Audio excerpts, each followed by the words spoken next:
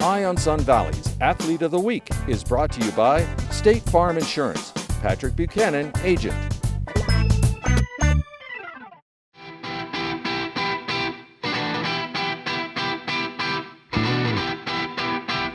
Welcome to the Board Bin. Since 1988, the Board Bin has been supporting Sideways Sports with the best selection of snow and skateboards in Idaho. We have a great variety of rental packages of top quality to choose from, and so much more. The hottest in snow sports, fashion, a women's boutique, an extensive shoe collection, a kids department, and even bathing suits. The Board Bin.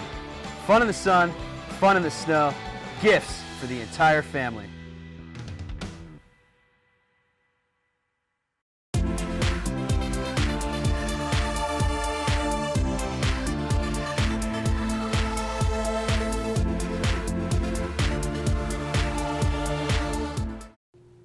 I'm Michael David with Eye on Sun Valley Sports, and it's my honor to welcome our Athlete of the Week, Wyatt Parish, Wood River Wolverine, football, basketball, vice president.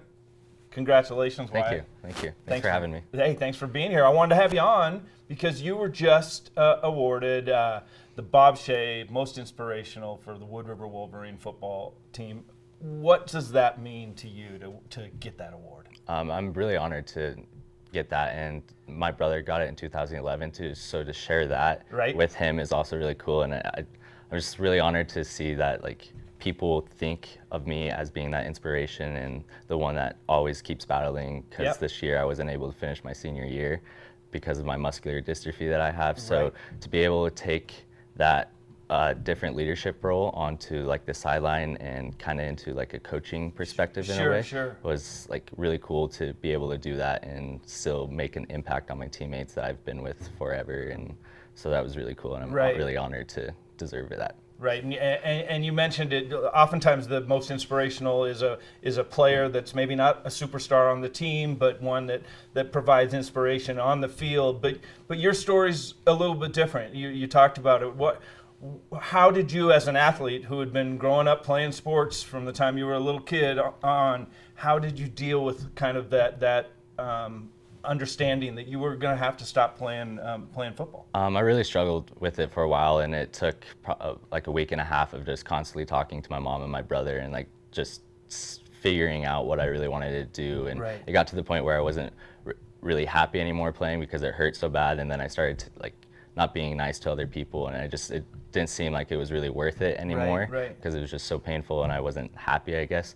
So I had to figure out what I've dedicated my heart and soul into the program, and constantly lifting all summer and just doing everything I possibly could, football. Right. So to be able to figure that out and stay with the team and keep involved in the program and still benefiting them, I guess, and just being that motivation and being with my brothers that I've been with, and we've built a really good brotherhood, I guess, over the years. And so to still be a part of that and still take on that leadership role, even though I wasn't on this field, but on the sideline, keeping everyone up and going and motivated and just keeping them pumped up and never letting them quit, I guess. Right, and your coaches and your teammates and the student body, I think, all recognize that too, and appreciate it. And in a lot of ways, probably you became more valuable to your squad and your school because of the challenges that you were overcoming. Mm-hmm. Right? Yeah, I think you said it perfect. I think at first I didn't think that's how it was going to play out, but I like to believe everything happens for a reason. I think this was the reason for this was so I can still be that leadership role and see that you don't need to be the player, the star player or anything. You can still do everything you do on the field, on the sideline. And so. Yeah. And you've done everything. You're the consummate student athlete at Wood River, vice president of the student body. Your academics are important to you, and you've done well academic-wise. Active social life. How do you keep it all going? It definitely gets hard. It's definitely a lot of late nights when you get home from Minneco. You get home at about 11 o'clock, and you still got an hour and a half of homework to do. So it's really hard to all balance, but you end up finding that it's worth it, and the hard work that you put on to the field and working out and all that plays into the academic way of doing stuff, and just that hard work and getting the job done and not giving up. And it may be painful and hard, but it's worth it, and to keep going and not to give up. Sure. So, now, you speaking of challenges and overcoming, you were a part of some football teams at Wood River that almost reached the apex, and then you were also a part of some teams that lost a lot more games than you won. How did you deal with that dynamic? It was definitely hard. The seniors this year, we really wanted what the previous 2 years had, and I think what it came down to is that other 2 years wanted it more than I guess we did, it seemed like.